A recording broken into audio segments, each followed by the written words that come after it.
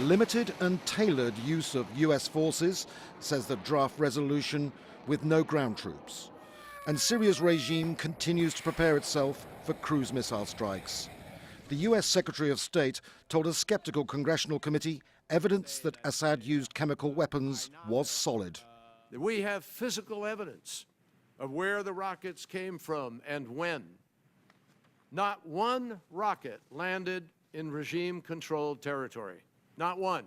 They agreed to put the draft resolution to a vote next week, and Russian President Vladimir Putin was fast to react. In line with international law, only the UN Security Council could sanction the use of force against a sovereign state.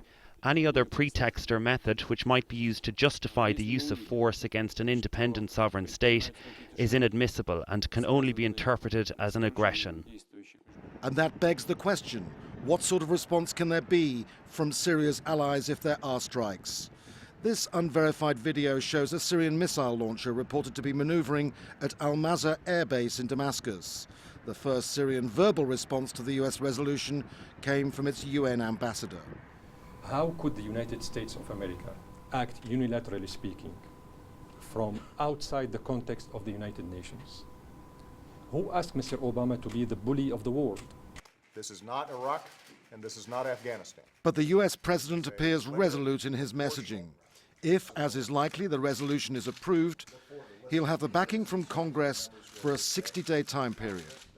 US Navy maneuvers continue, with the aircraft carrier USS Nimitz last reported in the Red Sea.